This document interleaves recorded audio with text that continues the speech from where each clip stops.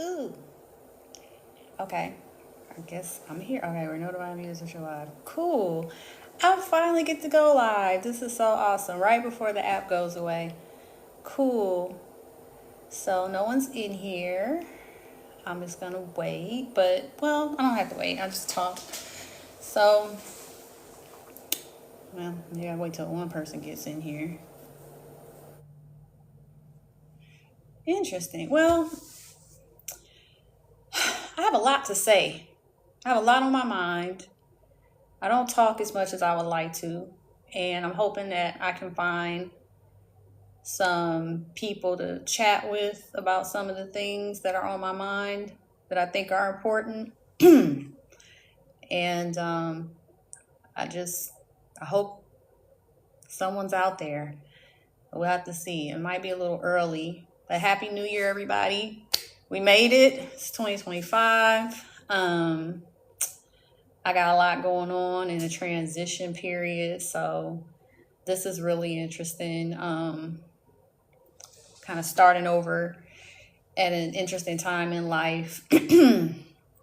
And I don't know what the age of my audience is going to end up being, but see real time performance. Swipe to close. Okay. Cool. So I'm here. I'm waiting for people I know. I guess I need to invite, share. Uh,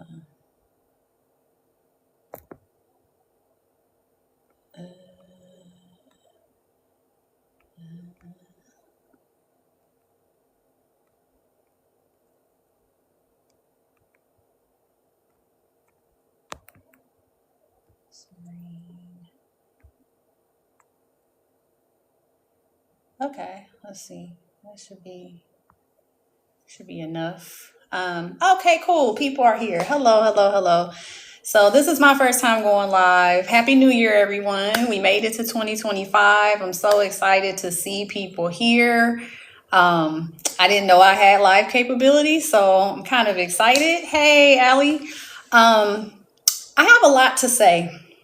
I don't talk a whole lot. Generally, I do a lot of listening, and I have a lot on my mind I want to share.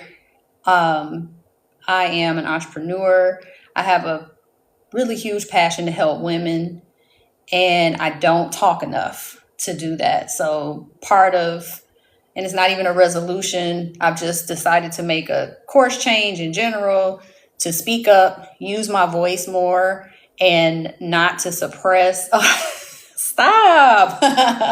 um, and to not suppress what I have to say and what I'm thinking and how I'm feeling as I guess I'm an auntie age. I'm in my 40s, and I have done a lot of suppressing of thoughts and feelings in my life, and it has not been worth it. So we are trashing that. I actually will be 45 on the 16th. My birthday's coming up. Very excited. I'm in the midst of some really big life changes, and that's part of why I want to talk here and talk to you and engage with people. I want to create community because, yes, it's cap season, and I just have been lacking that in my life. And I spent the latter half of 2024 really grappling with where I kind of ended up and how I got there. I was not satisfied with where I was, and that's still in the midst of changing. I'm actually in the middle of selling my home, which is huge. I did not think I'd be doing that at this time. And that deal is a little tentative at the moment, so I'm still trying to keep my composure through that process. But I am planning to sell my home and move back to my hometown of Detroit, Michigan. I have been living in Florida for the most part since, well, I went to college in the late 90s, went back up there for graduate school, but I've been living in Florida consistently since 2007. So it's been almost 20 years since I've lived in Michigan. It's going to be a huge change for me. Yes, I'm leaving Florida. And it's a little scary. This is what I've known most of my adult life. And I did put a lot of things out of my mind about being home. I think when we're not mature and we're going through life changes and life is, smacking us in the face, you try to just distance yourself and cut things off because it gives you relief and it feels good to you, not really realizing that just doing a cutoff or a just suppression it doesn't resolve the issue. It's just, you're just burying it, and it will stay buried until you excavate it, unearth it, and deal with it. So I've been dealing with a lot of healing from my past, just looking back at my choices in life and reevaluating things and trying to figure out, even at 44, like, you never arrive. Anyone here that is maybe in their teens, 20s, 30s, you never arrive. So don't think, oh, well, once I get to 40 or 50 or whatever, whatever age you have in your mind, that things are just going to be great and that nothing's going to need to change again. That is totally false. You're always going to have to find a way to reinvent yourself and to, refresh. So don't feel like you are failing if that is happening to you, no matter how old you are. If you've been engaged on social media, you'll see there are women far older than me that are refreshing and starting new careers and new endeavors, and it just never stops. When you stop growing, you're dying. So just remember that. That's a huge lesson I had to grapple with this year. But it's exciting because when you get a chance to rewrite your story and change the narrative, there's so much more ahead of you. You get to reflect on what happened in your past, but you get a whole new opportunity for a new future. And you can make that whatever you like. That's the cool part. You get to write the next chapter, right? On your terms, however you want. What I'm here to talk about is how I hadn't been doing that in different ways.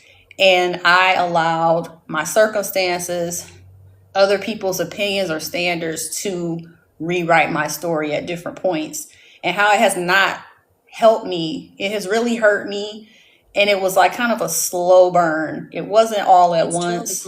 It took time for it to kind of set in and for me to see the effect that it had on me. And I'm a little disappointed because I feel like I missed out on things, but I know that life is all about timing as well. We can't really force growth. We have to just go with the flow of it. And it's all about timing. When you're not ready, it doesn't matter what you do. You're not going to get there. You got to go through whatever your respective process is. So remember that. I'm just going to be throwing out nuggets as I'm talking because these are things that I've experienced. I know they're common to the human experience. It's not just me. I had to get through that too. So just know that though what you're experiencing may seem very personal to you and you only, someone else on the planet, somewhere is going through it as well. So that's where the bravery and the courage to have honesty and to speak your truth and to tell your story and to not be ashamed, that's where that power really kicks in and is valuable. Because you hear that all the time. You see people share their terrible experiences and they come out of it and it touches people because we all have ups and downs. They're not all the same exactly. Some ups and downs are different, but we all experience that. That is a very human thing. And it's not about how many downs you have versus how many up. It's just, you got to get back up.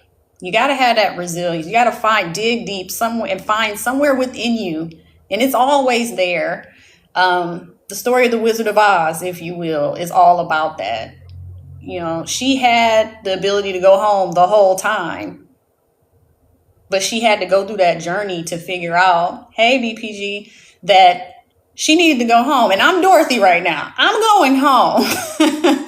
And it's so crazy because through this process, I've been sharing with a few people my plans. And I have some friends that are like, what? You said you would never come back to Detroit. What? Are you serious? Or I told somebody, yeah, I'm selling my house. I'm coming back. Maybe another couple weeks later, once I got a buyer, I was like, oh, the closing is so-and-so date. And they're like, oh, you were serious? Like, oh my God. So I had created this narrative about my hometown to the people close to me that I didn't want to be associated with it. And it pains me to know that, because that didn't come from a place of, it wasn't like a malicious thing, because I've always spoken highly of Detroit. I mean, it has it's had a horrible reputation for decades. I even have a podcast. I created a whole podcast in, I think it was 2018 or 2019, just to be able to throw some positive narrative out there to counter a lot of that negativity. Thank you. Hi, how you doing, Sagittarius? And so it's just it's just funny that this is where I am. And my inspiration for the podcast is, it's a through line. I'm discovering been this script, right? Part of my inspiration for starting the podcast was knowing that Detroit has, I don't care what you think about Detroit, has the best people in the world live there. Some of the best people you'll ever meet. Some of the most genuine people you'll ever know. And I made the mistake of believing as a young woman in her 20s that people like that existed everywhere.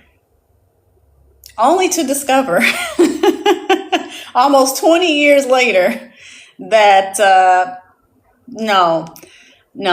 Oh my, how do I get rid of people? Okay, so I need moderators now. Oh God, how do I do this? Because I don't freaking know. Because obviously I can't have people on. Yeah, that's not okay. I don't think I can. It's got like a lock. Check requirement. Unlock co-host. Okay, I'm just now. Oh, okay, I have to do the like the 30-minute thing. Or is that for guests only? I don't know how to do this. Hold on, give me a second. I haven't looked at anything. I just started the video and started talking. Okay, wait. Setting, is it in settings or something? Because that is disgusting and we're not doing that in here. Oh, okay. Learn about more. Okay. Oh, shit. I have to do like keywords and stuff. Oh, moderators. Okay. Yay. All right. So now that was Allie. Hold on. Give me a second. There we go. Yes. Okay. Wait. Did I give you all the stuff? Hold up. All right. Can you do it from what I think I modded you, Allie. Oh, that's awful. You don't have anything better to do than to come in here saying that crazy shit. Like, and I am like, not about that life. Allie? Yeah, I see you don't. That's unfortunate. I feel very sorry for you. Anyway, so what I was saying before we were really interrupted by that garbage.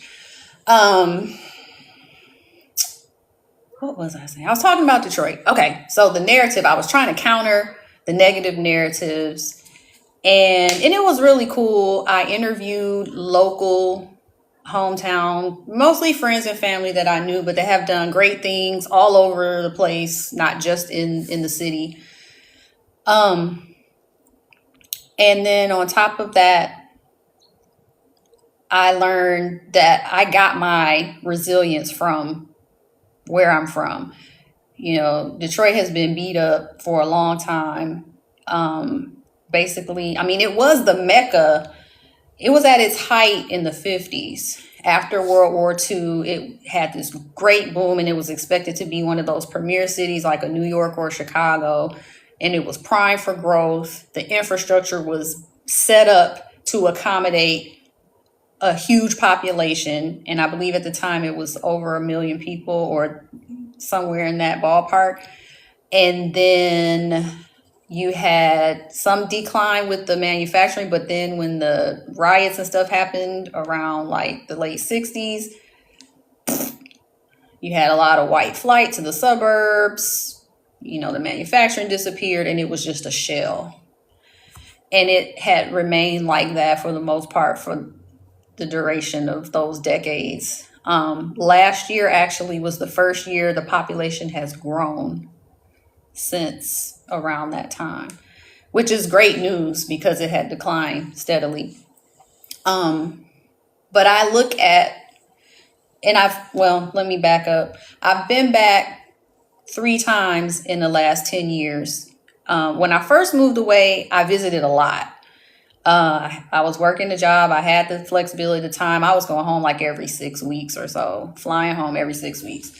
And once my mother moved, she moved to where I am in 2013. So I didn't go back as much.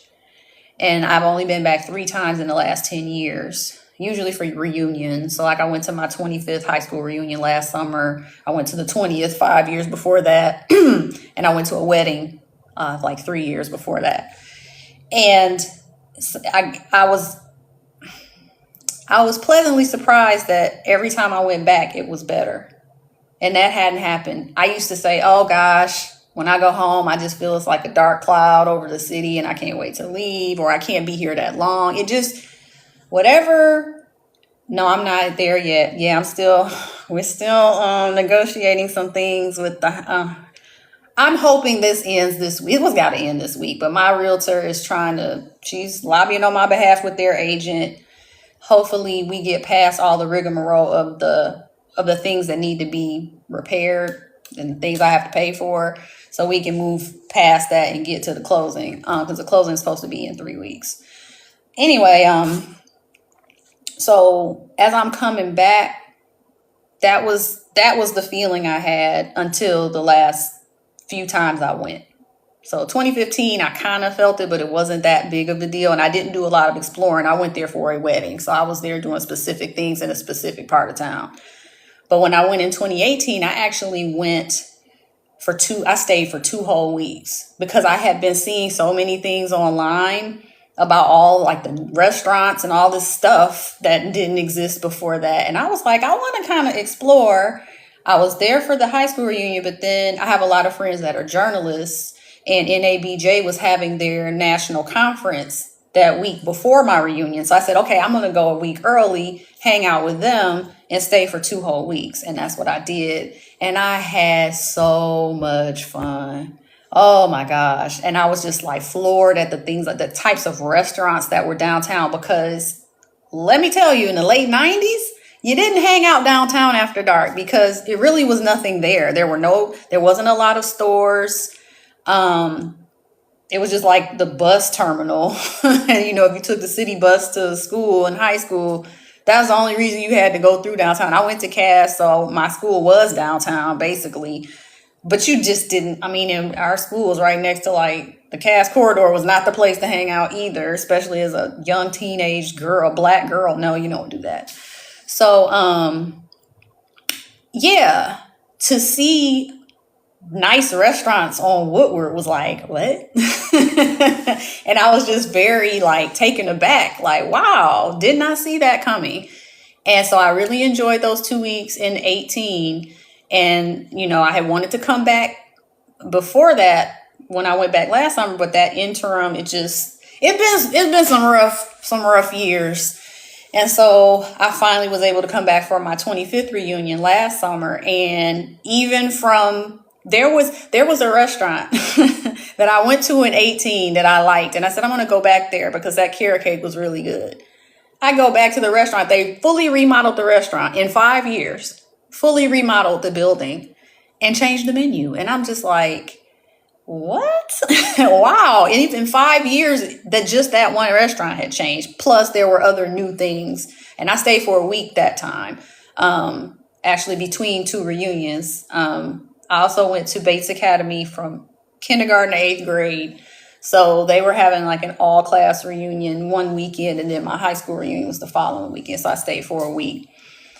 No, it wasn't New Center Eatery. It was Townhouse on Woodward, like right before, almost like a couple of blocks from Jefferson.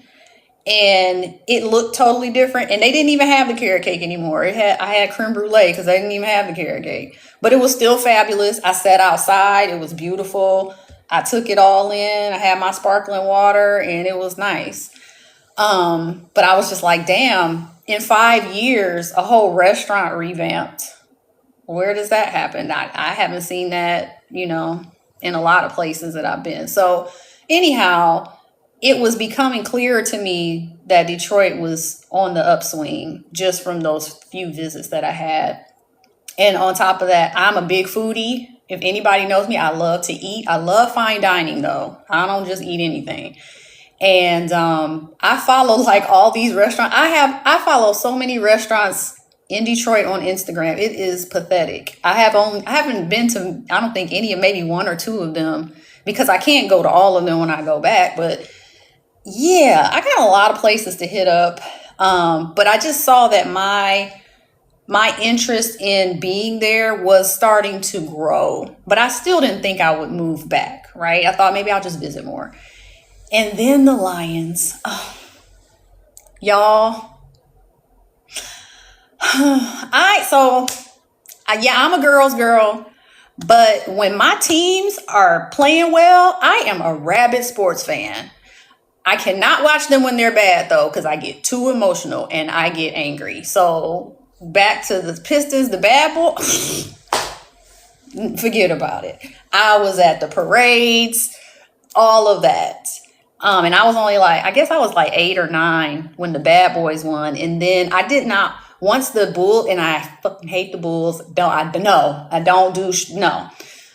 I stopped watching basketball for like 13 years. Till they got good again. So then when they had Ben Wallace and Chauncey Billups and I don't know to call him something else, Richard Hamilton and Tayshaun, I was in law school at that time and I was locked in. I lived downtown at the time. I lived in Lafayette Towers at the time. I went to the parade.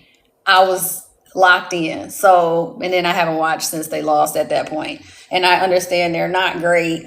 I couldn't tell you any players on the team now because I just haven't watched it so long. I'm just very out of touch with the NBA. But needless to say, when the Lions started like doing something in I'll say I really caught on to it last year, to be honest. Like I take that back. The end of the season prior to that, when we knocked Green Bay out of playoff contention and we had already been knocked out. I watched that shit and I love it because I hated Aaron Rodgers. He would always throw some Hail Mary pass and beat us at the buzzer. I used to hate that shit. So I was so excited when they did that, even though they weren't playing, they were out of the playoffs. They went in and knocked them out. And I respected that so much. That was a hell of a win. And that sent a message.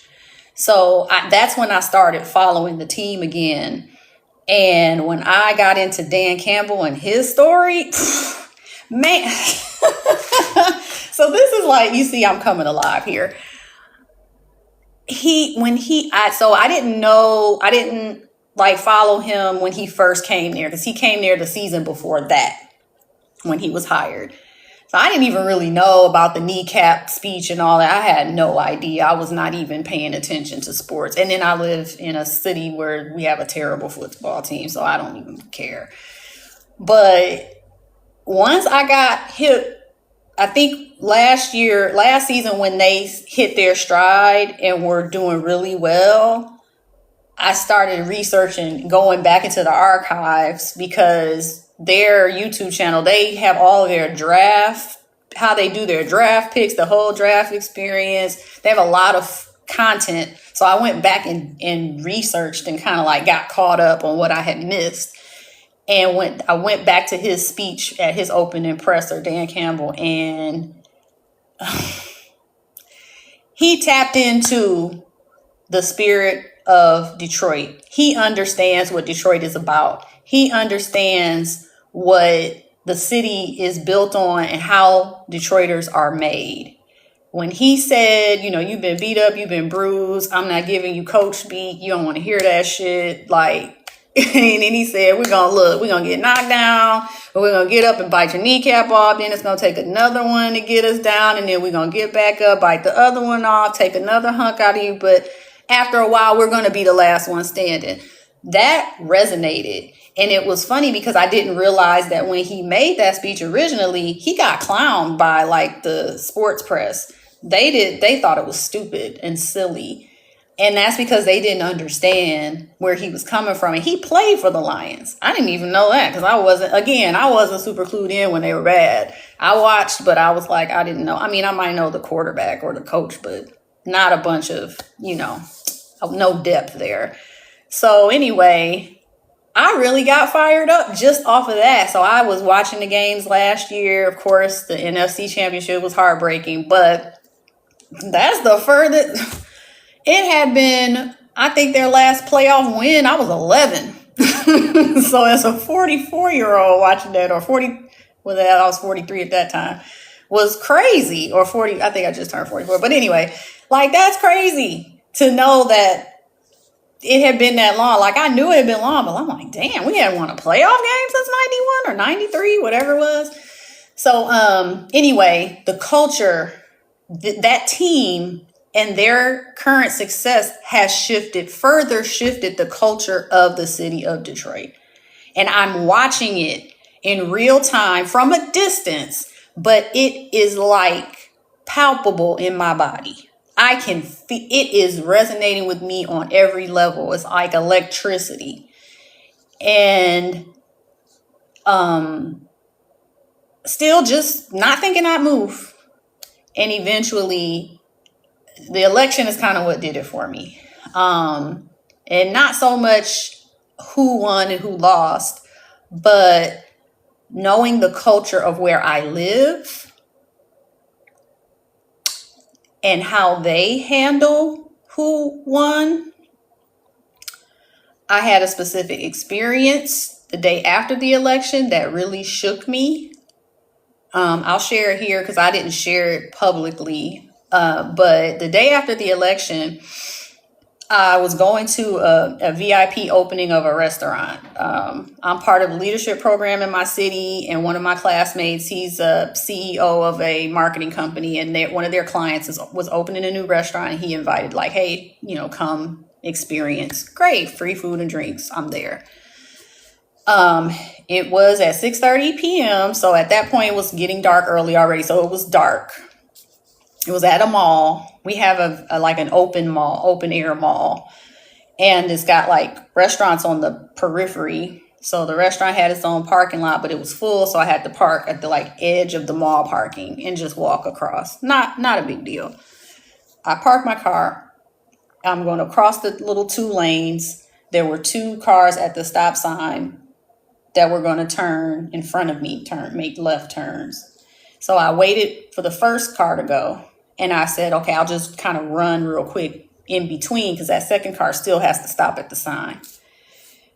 I am in the middle of the 2 lanes.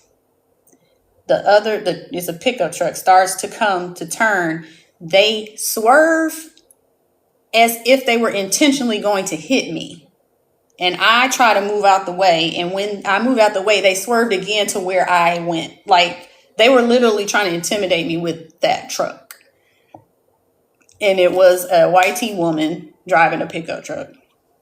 She didn't say anything, but it was very unnecessary for a mall parking lot, if you could understand that.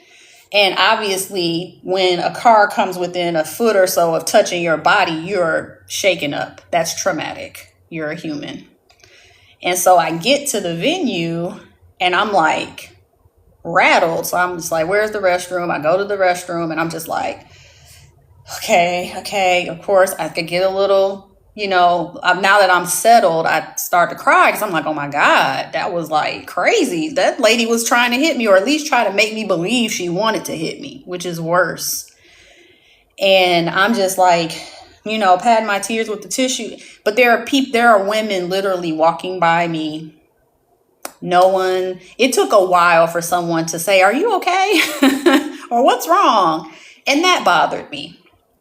I don't have to necessarily point out the huge difference between us, but I think you could kind of guess. And I was just like, wow. And the woman who ended up saying, like, are you all right? She was working for the venue. So it wasn't even like that's kind of part of her job, but she still had enough empathy to ask. And she went and got me some water and came back and was like, are you okay? If you need anything, let me know. She was very kind. Yeah, totally disconnected. And the other kicker is, so other of my leadership classmates were there. So I'm kind of hanging out with them and I'm telling them like, oh my God, you'll never believe what happened to me right before I came in here. And I shared the story and everybody was just kind of like, it was like, are you kidding me? And I'm not saying they had to cry bloody murder, but it wasn't like a whoa, like, oh my God, really? It was almost nothing. And I was just like, I don't like that. And so I got through the evening. It was great. The food was good. The drinks were nice. It was nice. We got little gifts and stuff. It was cool. But when I got home, I was really bothered. And I had shared with a private group, a Discord group I'm in. I had shared that story I think it was the next day I shared the story. I was pissed. I was very angry. I shared the story and it just didn't leave me alone. Because I think so election was Tuesday. The event was Wednesday. I shared it on Thursday. I actually shared it with 2 different private groups I'm in and they all were horrified. And by the time Friday rolled around, I had talked to one of my friends and she just was asking me some questions. And she was just, I was coming to this conclusion, like, maybe I don't want to be in this community anymore. I don't feel like it's much of a community. And by the end of that conversation with my friend, I was like, I'm selling my house and I'm leaving. And I'm going home. I called my realtor right after that. I told her, because the funny part was I actually thought about selling my house in 2023. And I had called my realtor. She ran some numbers, but I was too afraid to make the move. And I had convinced myself I was giving up too soon and I had to stick it out. You know how we're socialized. And so she wasn't surprised to hear me say that because I had said it just a year prior. But she went ahead. She said, okay, I'll have everything drawn up. Let's meet on Monday. I said, great, let's do that. And so she came by my house Monday afternoon. She had all the numbers of what she thought we could do and what that would look like. And I was like, okay, let's do it. Let's do it. So that was November 8th. By the Tuesday before, or the Tuesday or Wednesday before Thanksgiving, the house was on the market. We had to make some repairs beforehand, but we did all that in a couple weeks. And that first 2 weeks were very slow. I was kind of discouraged. We had people like scheduling appointments on the scheduler for them to come do a showing, and then they kept canceling. So it's like 3 people scheduled and canceled, which is annoying because I would have to leave the house anytime they want to do a showing. And so if they book it, you're anticipating, okay, well, I need to leave at this time and do that. You're trying to schedule your life around this thing and then they cancel for no reason. So anyway, that happened 3 times. We did an open house. No one came. And I was really feeling discouraged. So what we decided was to lower the price some because some of the feedback we got was that I live alone. It's a 3-bedroom, 1-bathroom. So some people were having trouble with the 1 bath.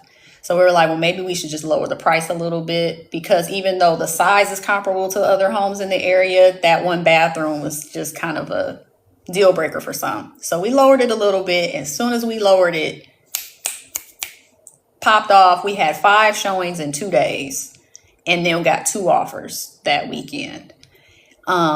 We accepted one of them. Like I said, we're under contract now with them, but we're still working through some details. Hopefully they get worked out this week and we can continue to move forward.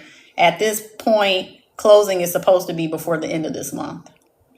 So please keep fingers crossed for me, send good vibes, pray, whatever it is you do, because I want to get the hell out of here. But like now I'm having to plan this move. There's a lot of uncertainty, like just a lot of answers I don't have yet, but I'm still having to move forward and push through.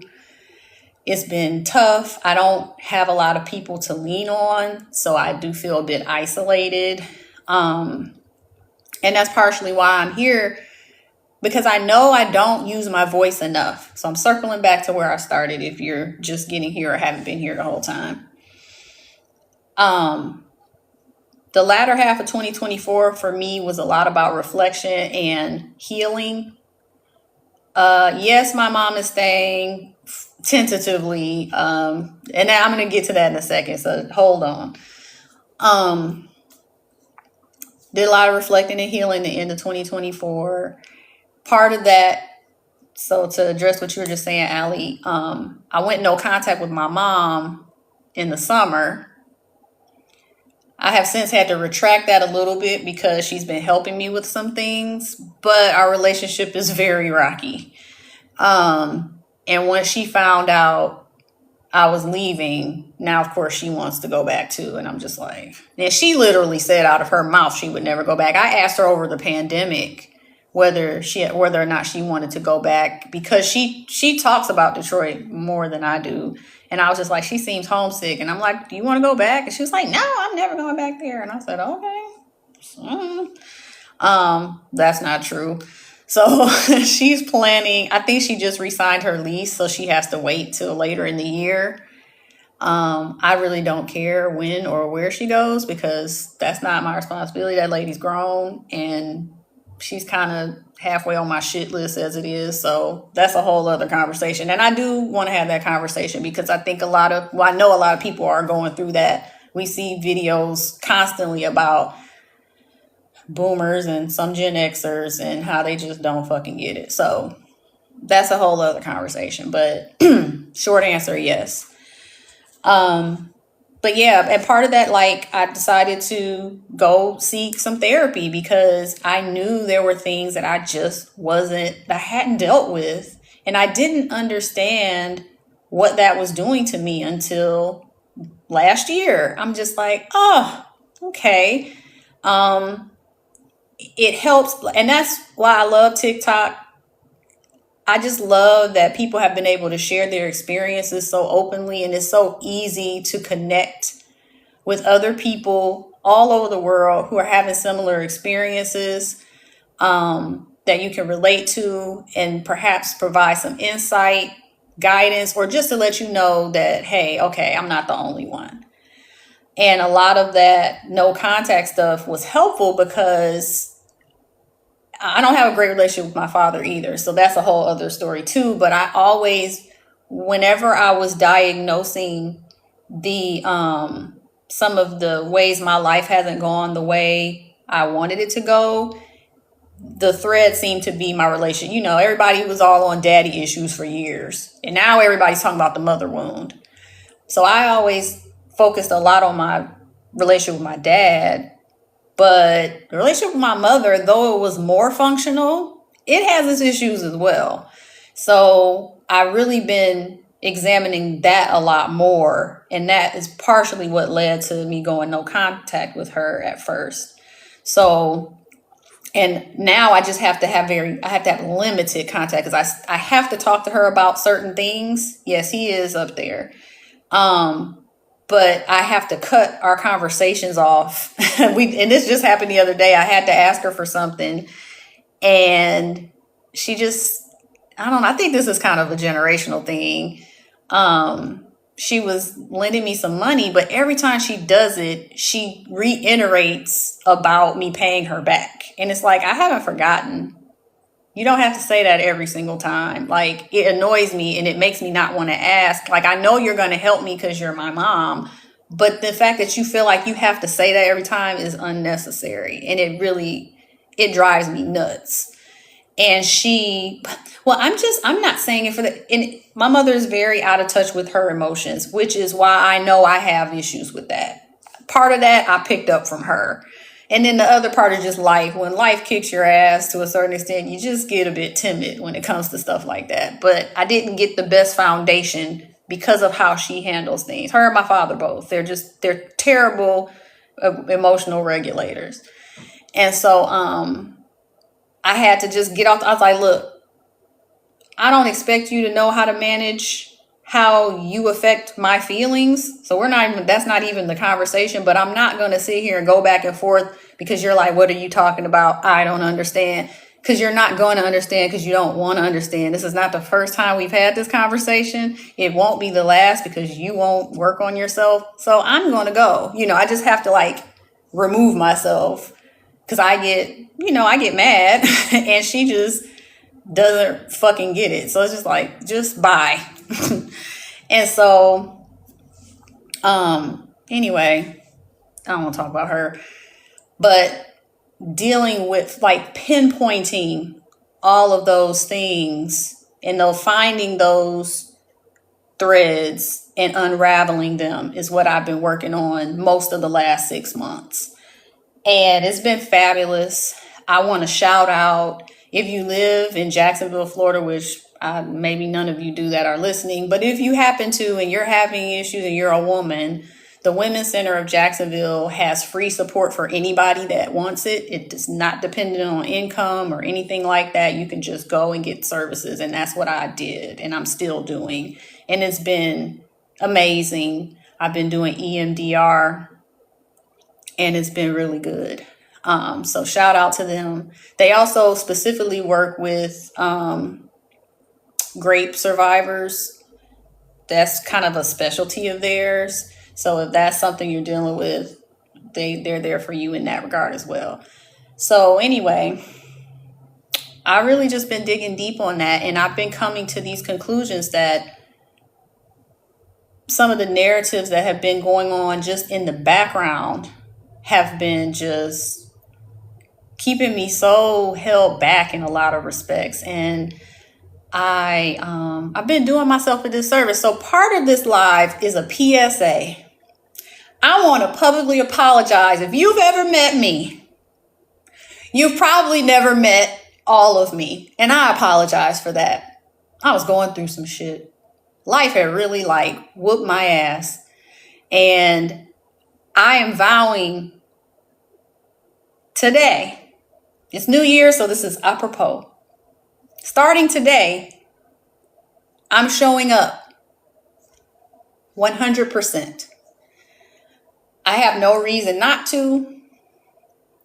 And anytime I suppress who I am or who I want to be, I'm doing myself and everyone around me a disservice.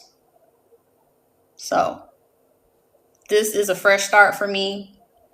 I've been sitting for days waiting. I didn't know I could go live till just a little while ago before I went live. So this is very funny that I'm even doing this. This was not the plan. I was going to just record some stuff and post.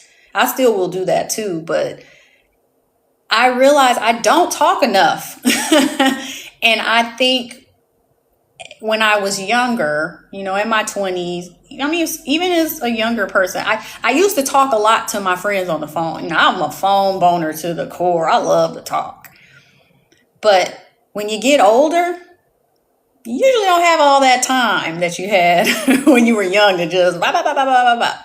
And I do have one friend. We can go. When we get on the phone, we know an hour is not enough. Which is why we don't talk all that much, because we know it's going to be like a marathon when we finally get a chance.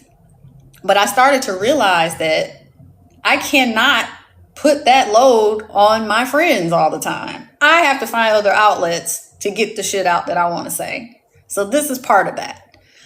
And I listen to a lot of people talk, but I don't talk. That's not the same. So I've done a lot of listening. Now it's time for me to say some things. I have a lot of opinions. I'm one of those kids that always got in trouble for talking too much in class.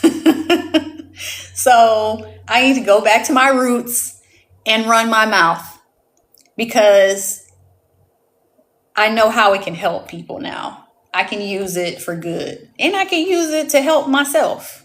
It can be beneficial on all sides for a change.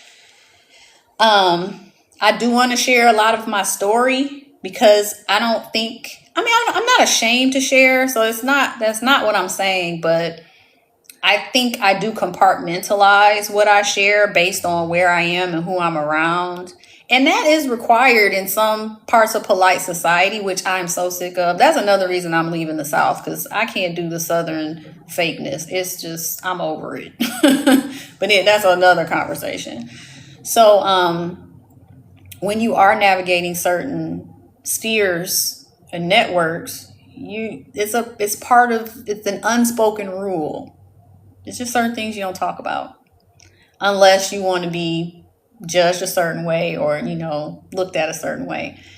And usually when you're in those spaces, you have a specific goal. They're probably people you want to impress, or, you don't want to give them anything negative to associate with you, or whatever the case may be. And that's not going to help. So it's unfortunate that it's like you're just basically being inauthentic, really. And I'm not saying you have to tell your life story to everybody, so don't get it twisted. Because I do think, especially, I know you've seen stuff like, on first dates, don't tell people all your business. Don't do that. Especially, don't tell men, they don't deserve that. Anyway, but yeah, like, I think there's ways we can show up authentically without, I think you got to find that balance for what's right for you.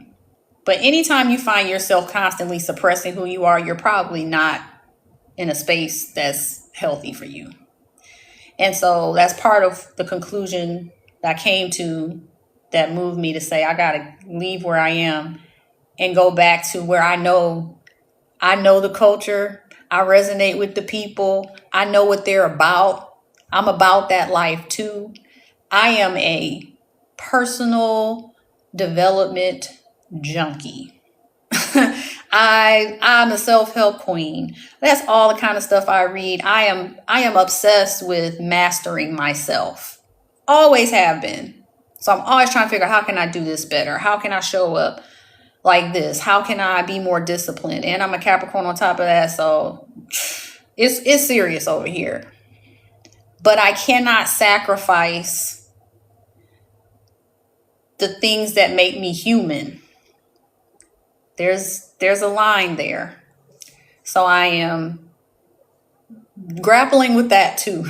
We can be our flawed selves and still be improving.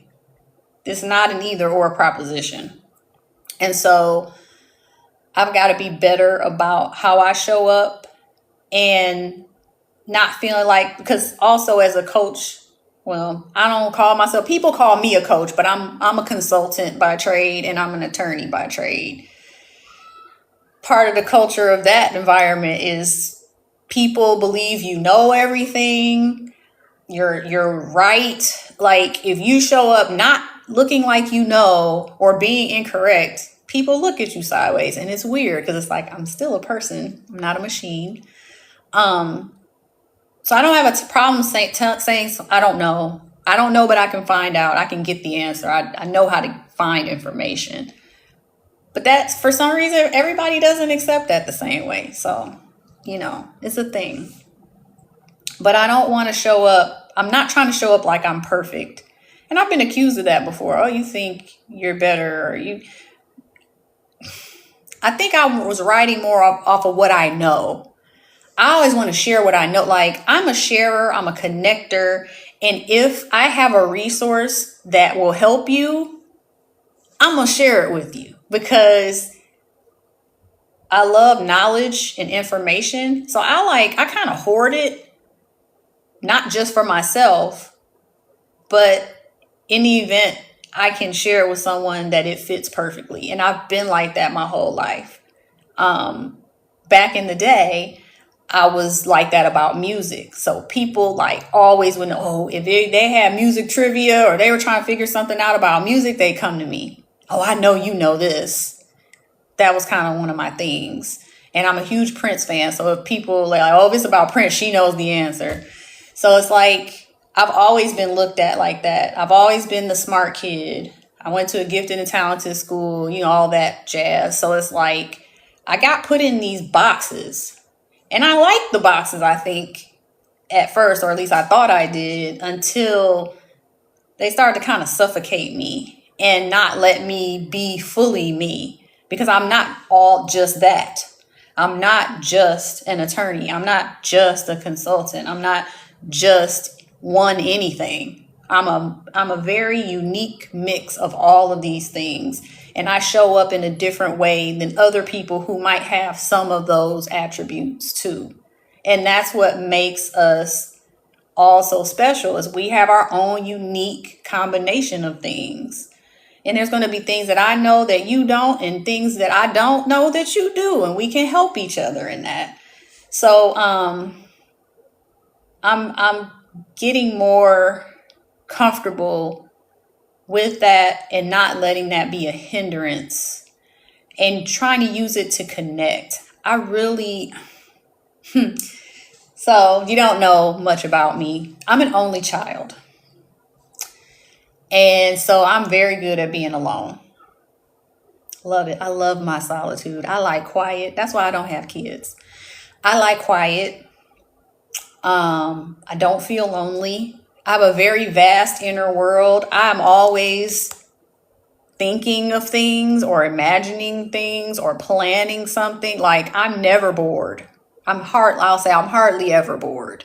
Usually if I'm bored, it's because I'm too tired to do something. But I generally have a lot of shit to do or that I can create to do. And so it doesn't bother me to not be social sometimes.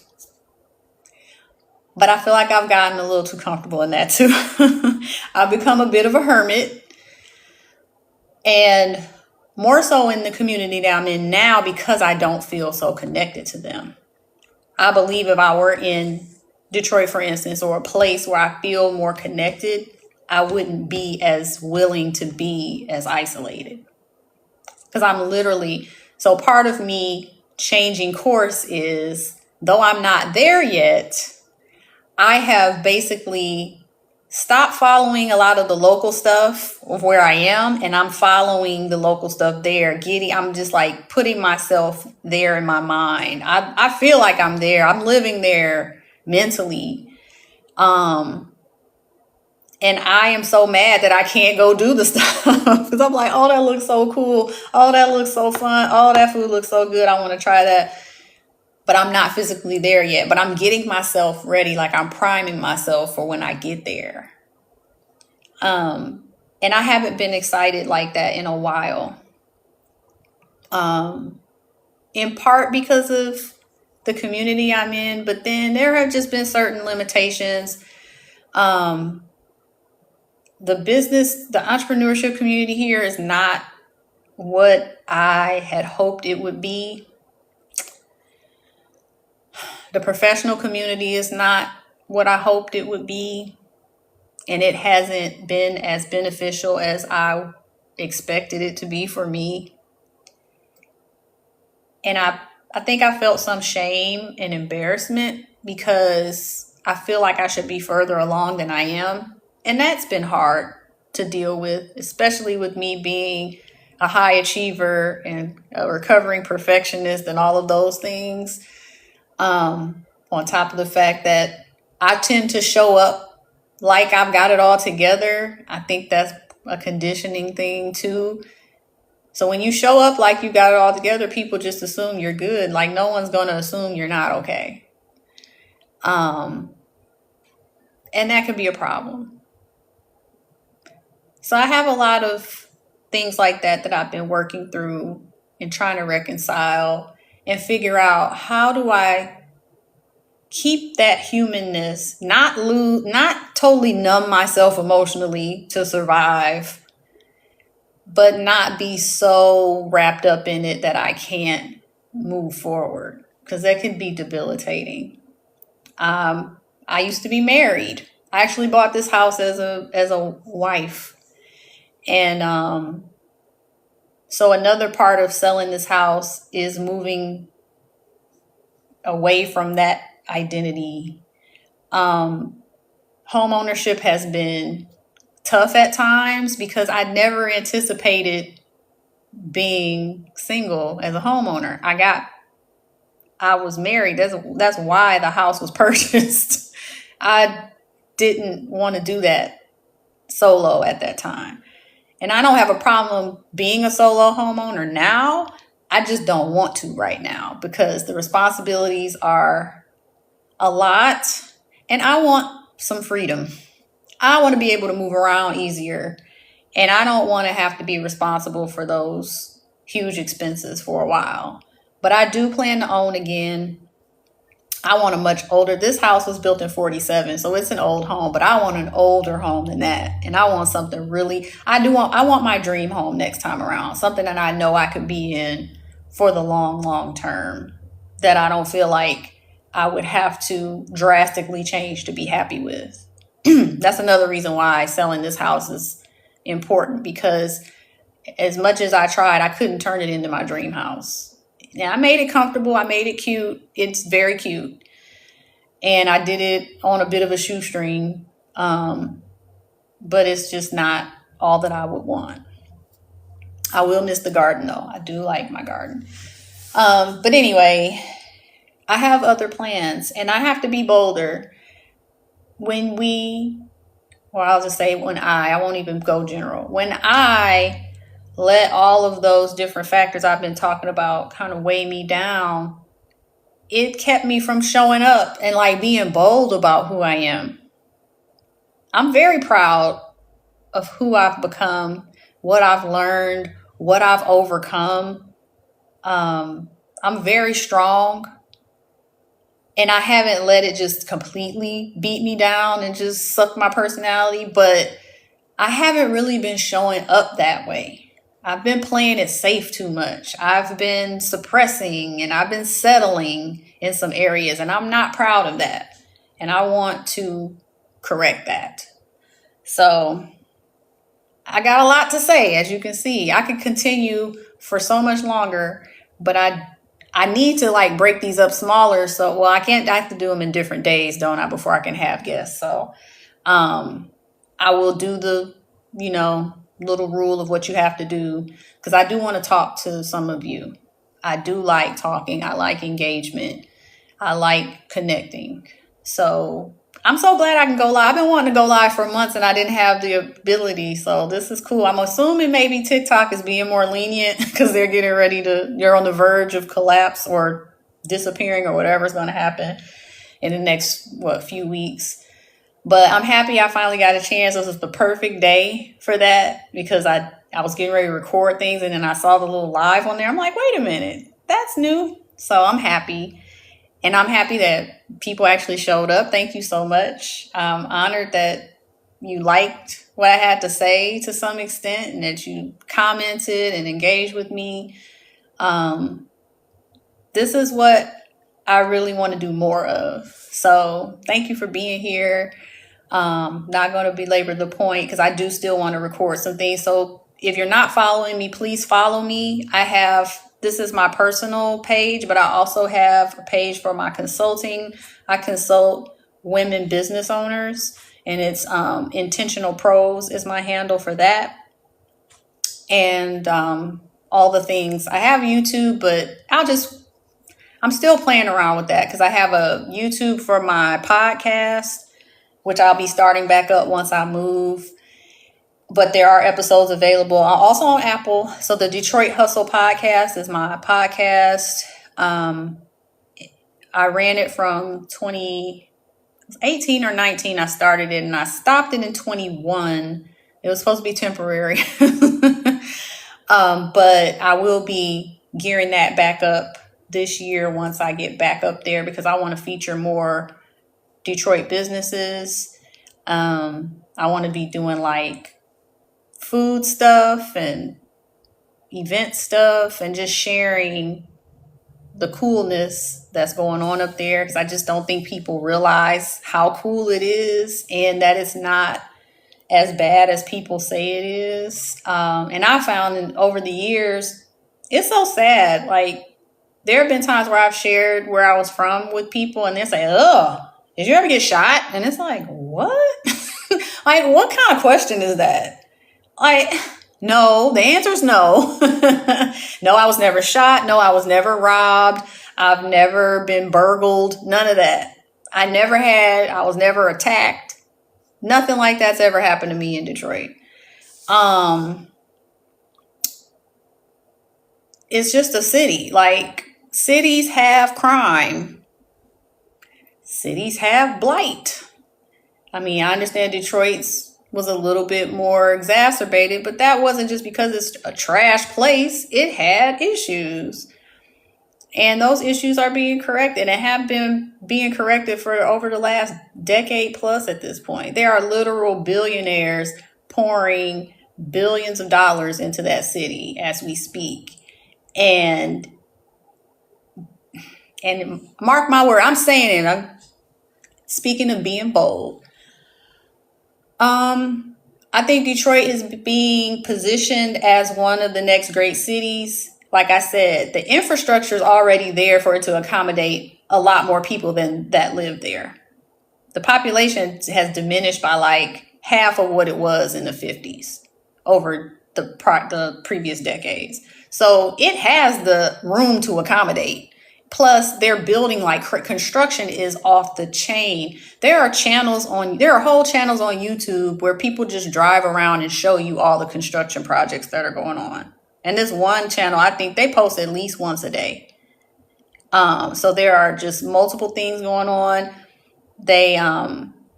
There was a big push to get rid of the buildings that just weren't salvageable. So they were demolished because, I know you've seen that kind of poverty porn where they'll just show you all these dilapidated buildings in a neighborhood, or they'll show you a block with one house on it.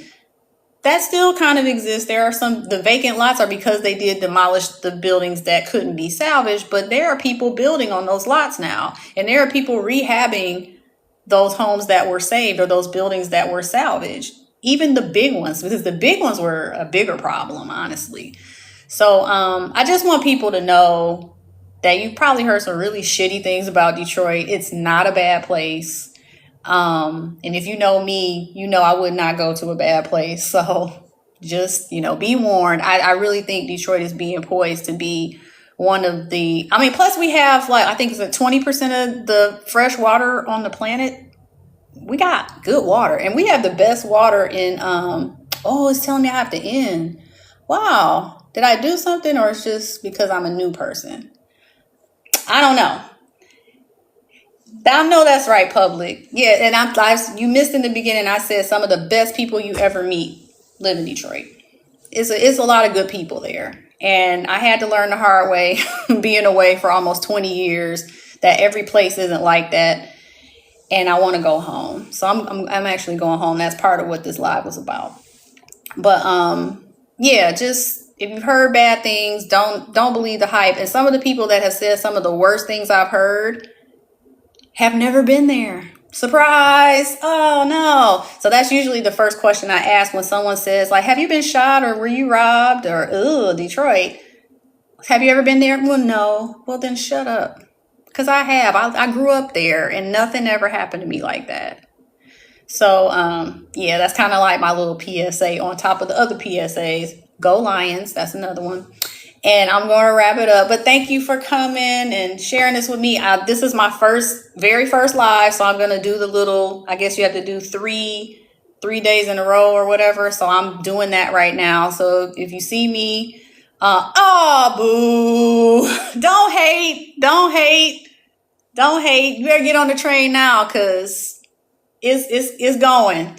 But anyway, if you see me live, just pop in and support me so I can get to the point where I can talk to you guys and we can engage. I know TikTok might be going away for sure or whatever, but I got my live capability today, so I'm going with it and I want to talk. So thank you so much. I'll talk to you soon. Have a good one. Happy New Year. How do I get out? I don't even know how to end it. That's funny. I don't know how to end the live. Do I just close the window? I'm not even embarrassed. I really don't know how to get out. Oh, I think that's it. There we go. I found it.